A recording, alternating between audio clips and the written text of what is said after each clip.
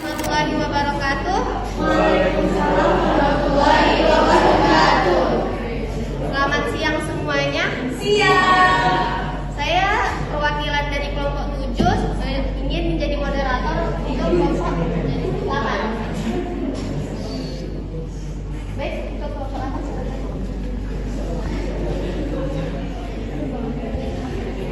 Assalamualaikum warahmatullahi wabarakatuh. Waalaikumsalam warahmatullahi wabarakatuh. Oke, mungkin untuk membuka presentasi kita pada hari ini, izinkan saya untuk menyampaikan 2 bait pantun. Duduk di jerami, tidur di papan. Papan di atas, tumpukan besi. Bersama kami kelompok 8, kukus tuntas iklim komunikasi organisasi.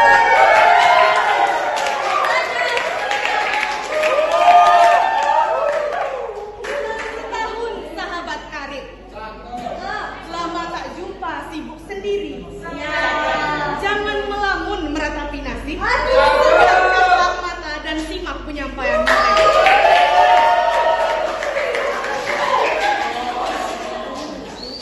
Baik, kami dari kelompok 8 akan menyampaikan materi terkait dengan iklim komunikasi organisasi. Sebelum masuk kepada inti penyampaian dari materi, izinkan saya untuk membaca suatu quotes dari salah satu tokoh, yakni Amit Kaladri. Seorang individu dapat membuat perubahan, tetapi sebuah tim dapat membuat sebuah revolusi. Lanjut pada pengertian, iklim komunikasi organisasi adalah sebagai kualitas pengalaman yang bersifat objektif mengenai lingkungan internal organisasi yang mencakup persepsi anggota organisasi terhadap pesan dengan kejadian yang terjadi dalam organisasi. Dikutip dari Dennis dalam Muhammad tahun 2000.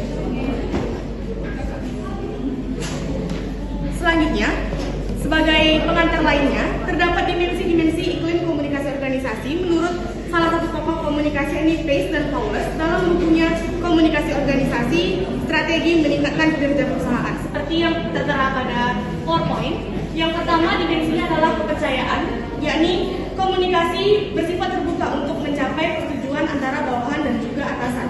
Yang kedua, terdapat dimensi untuk pembuatan keputusan bersama, di mana dalam suatu organisasi kita harus memperhatikan keikutsertaan seluruh komponen organisasi dalam membuat keputusan dan juga menentukan tujuan. Yang ketiga adalah kejujuran, di mana setiap komponen dalam organisasi haruslah memiliki keterus-terangan dalam menyampaikan informasi. Yang keempat adalah keterbukaan terhadap komunikasi ke bawah, di mana seorang atasan hendaknya selalu terbuka dan berkomunikasi dengan baik terhadap bawahan-bawahannya dan juga mengalirnya atas pesan tersebut dalam tujuan kepemimpinan, kecuali terdapat informasi organisasi yang bersifat rahasia yang hanya diketahui oleh top manajemen saja. Yang kelima adalah, boleh dengar sebentar teman-teman. Yang kelima adalah mendengarkan dalam komunikasi ke atas. Di sini jika tadi adalah komunikasi ke bawah, maka poin kelima ini adalah komunikasi dari bawahan ke atas, di mana pesan-pesan antara setiap bawahan itu dapat mengalir dan sampai ke atas.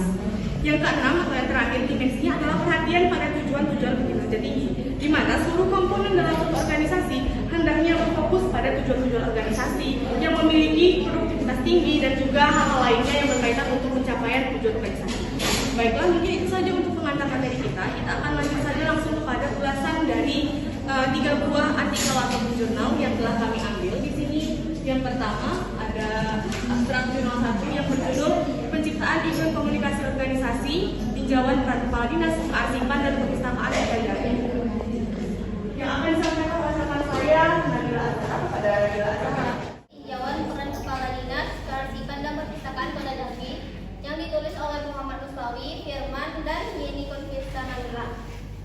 Penelitian ini bertujuan untuk mengetahui langkah-langkah kepala dinas dalam menciptakan iklim komunikasi yang kondusif di Dinas Kearsipan dan Perpustakaan Kota Jambi dan mendeskripsikan faktor pendukung dan penghambatnya.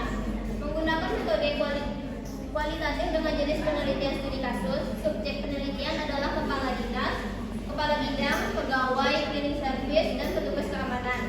Teknik pengumpulan data yaitu wawancara, teknik analisis data yaitu reduksi data, penyajian data, dan penarikan kesimpulan.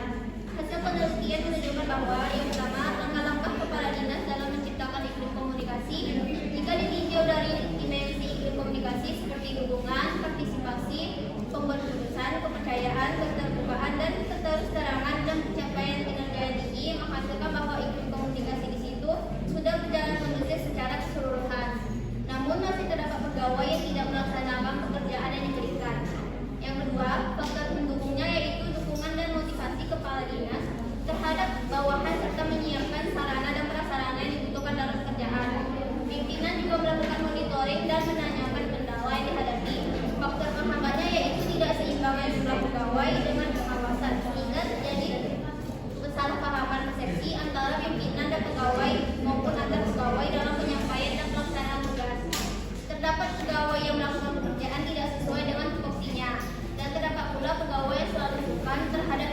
dan sesama rekan kerjanya yang mengakibatkan komunikasi susah terjalin.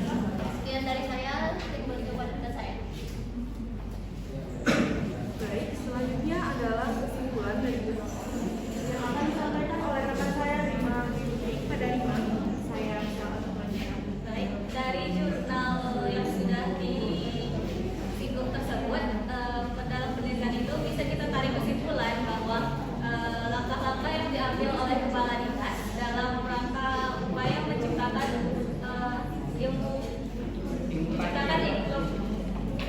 iklim komunikasi organisasi antara pegawai dan pimpinan sudah cukup kondusif secara keseluruhan. Akan tetapi masih terdapat pegawai yang menyalahgunakan kepercayaan pimpinan dengan tidak melaksanakan tugasnya dengan secara keseluruhan.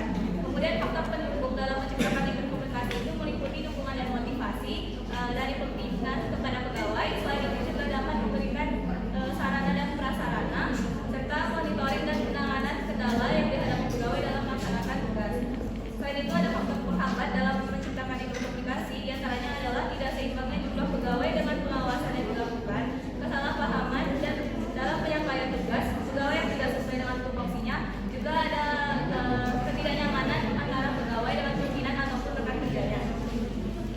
Kemudian ada jurnal yang kedua yang berjudul Pengaruh Iklim Komunikasi Organisasi Terhadap Kinerja Karyawan, Analisis C-Square, yang ditulis oleh Putri Fadila Asmit dan Dr. Berjana. Abstrak dari jurnal ini yaitu kajian ini bertujuan untuk mengetahui pengaruh iklim komunikasi organisasi terhadap kinerja karyawan. Penelitian ini dilaksanakan di Kota Pekanbaru dengan subjek penelitian karyawan perusahaan event organizer.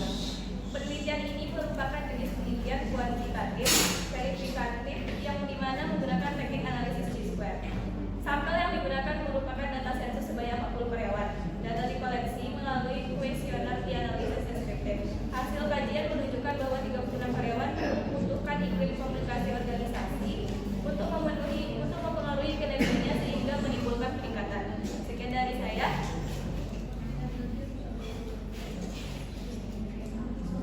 Baik, selanjutnya adalah pembacaan kesimpulan jurnal yang kedua yang akan dibacakan oleh rekan saya Dian Nopakeni. Kepada Dian, selamat berselanjutnya.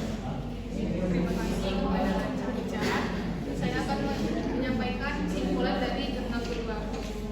Kesimpulannya, iklim organisasi itu berpengaruh pada kinerja karyawan di perusahaan, tetapi tidak semua karyawan dapat dipengaruhi oleh iklim komunikasi organisasi.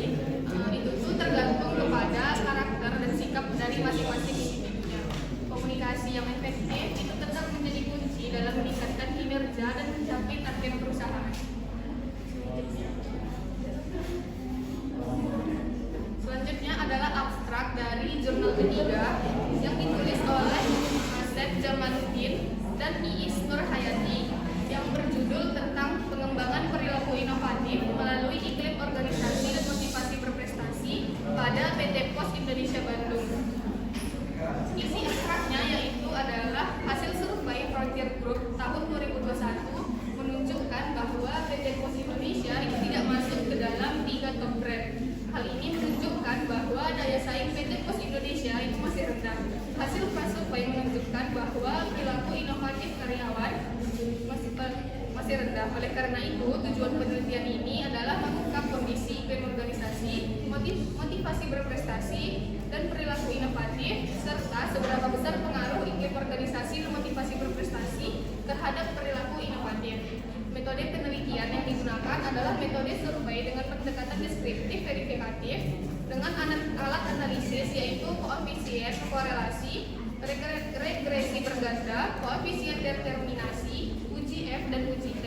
Hasil penelitiannya yaitu iklim organisasi dan motivasi berprestasi itu berpengaruh signifikan terhadap perilaku inovatif. Ditemukan yang lainnya yaitu 1. Masih rendahnya kemandirian karyawan dalam mengambil keputusan. Yang kedua, karyawan merasa adanya hambatan komunikasi antara atasan dan bawahan. Yang ketiga, rendahnya pertimbangan karyawan terhadap risiko kerja. Dan yang terakhir adalah masih rendahnya keyakinan karyawan bahwa idenya itu mampu meningkatkan nilai tambah dari inovasi. Sekian dari saya kembalikan ke moderator. Terima kasih. Baik, terima kasih kepada Dian. Selanjutnya adalah penyampaian kesimpulan jurnal yang telah dibacakan di sebelumnya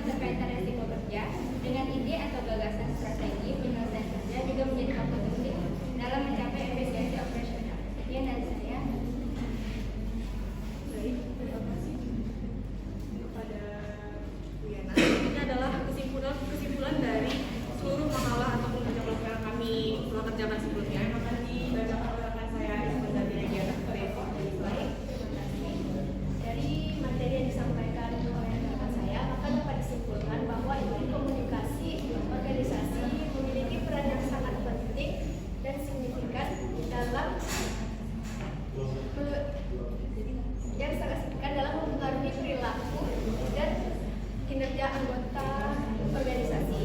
Iklim komunikasi sendiri memiliki dan menekankan keterbukaan, kepercayaan, dan dukungan dalam konteks komunikasi.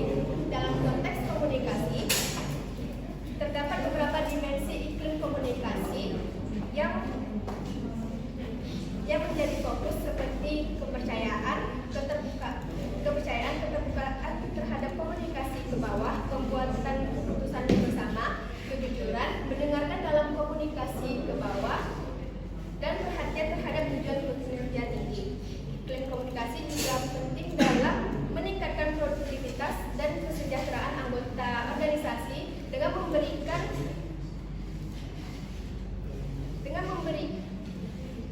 perhatian khusus terhadap anggota organisasi melalui program pelatihan, pembentukan kelompok kerja otonom, dan pendekatan manajemen berbasis objektif, serta organisasi dapat menciptakan iklim komunikasi yang sehat dan mendukung pertumbuhan bersama. Dengan demikian, pemahaman dan peningkatan iklim komunikasi dalam organisasi bukan hanya untuk kebutuhan, tetapi juga untuk investasi strategis mencapai tujuan dan kesejahteraan bersama. Baik, terima kasih. Saya kembalikan ke Dengan berakhirnya penyampaian materi dari kelompok kami yang telah kami sampaikan, saya dan rekan-rekan kami sampaikan, maka kami di sini akan membuka sesi tanya jawab untuk teman-teman semua yang ingin bertanya. Kepada teman-teman semua yang ingin bertanya atau memiliki pertanyaan, saya harapkan tunjuk tangan dalam hitungan ketiga. 1, 2, 3. Oke, saya akan memilih Alexa. Sebagai keterangan, nama saya Alexa. Di sini saya mau bertanya kepada kelompok 8. Menurut kalian, bagaimana suatu organisasi bisa membangun iklim komunikasi organisasi yang baik? Makasih. Baik, terima kasih sudah kami ambil pertanyaannya, Alexa. Sekarang saya, Raisya Aminarti, akan menjawab pertanyaan dari saudari Alexa. Saya ulang lagi pertanyaannya, bagaimana cara untuk membangun suatu iklim komunikasi organisasi yang baik? Baik, yang pertama-tama saya ingin sampaikan adalah seperti yang telah tadi dijelaskan di PowerPoint, bahwa terdapat beberapa dimensi iklim komunikasi organisasi yang perlu diperhatikan, yakni seperti rasa kepercayaan, pembuatan keputusan bersama, kejujuran, keterbukaan terhadap komunikasi ke bawah dan komunikasi ke atas, serta perhatian pada tujuan-tujuan berkinerja tinggi untuk semua komponen organisasi. Yang artinya, seluruh dari dimensi-dimensi ini haruslah diperhatikan dengan sangat baik apabila suatu organisasi hendak membangun iklim komunikasi organisasi yang baik. Yang mana semakin baik iklim tersebut, maka kinerja dari masing-masing komponen akan semakin baik dan tujuan organisasi akan lebih mudah untuk tercapai. Secara spesifiknya, mungkin saya akan menjawab pertanyaan ini dari dua perspektif, yaitu yang pertama, perspektif dari seorang pimpinan dalam membangun iklim komunikasi organisasi yang baik. Seperti yang pertama, memberikan contoh sikap yang terbuka dengan menerapkan open door policy. Yang kedua adalah mendorong diskusi terbuka dengan selalu menghargai setiap ide dan masukan dari karyawannya, melakukan pertemuan rutin untuk berbagi informasi penting dengan bawahan, menerapkan reward dan recognition untuk mendorong partisipasi aktif dalam komunikasi, mendengarkan dengan pikiran terbuka untuk memberi umpan balik yang konstruktif, dan menciptakan lingkungan fisik kantor yang kolaboratif dan juga nyaman, baik dari segi fasilitas ataupun lingkungan komunikasi. Yang kedua adalah dari perspektif seorang karyawan. Ketika kita menjadi seorang karyawan dalam suatu perusahaan dan ingin membangun iklim komunikasi organisasi yang baik, maka kita dapat melakukan beberapa hal seperti kita hendaknya berpartisipasi aktif dalam setiap kesempatan tukar pikiran dan juga diskusi, menyampaikan gagasan dan ide-ide secara terbuka namun sopan kepada atasan, mendengarkan dengan pikiran terbuka ketika rekan berbicara atau rapat, memberi umpan balik, menghindari gosip sehingga tidak terjadi konflik antara satu sama lain, baik sesama karyawan ataupun dengan atasan, patuh pada aturan etika dan tata krama berkomunikasi, melaporkan masalah, dan juga berinisiatif untuk memperbaiki hubungan dan kepercayaan sesama anggota organisasi. Baik, mungkin itu saja jawaban dari saya. Bagaimana kepada saudari Alexa? Baik, dengan terjawabnya pertanyaan tadi, maka kami dari kelompok 8 menyudahi presentasi kami. Untuk menutup presentasi kelompok kami, yakni kelompok 8 atas materi iklim komunikasi organisasi, maka izinkan saya untuk kembali lagi menutup membacakan 2 buah pantun. Harap bersabar ya. Warnanya hitam ayam cemani.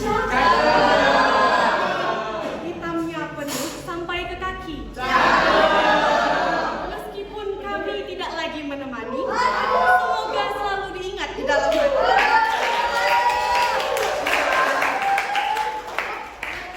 Semakin merunduk, semakin berisi. Demikian filosofi ilmu padi.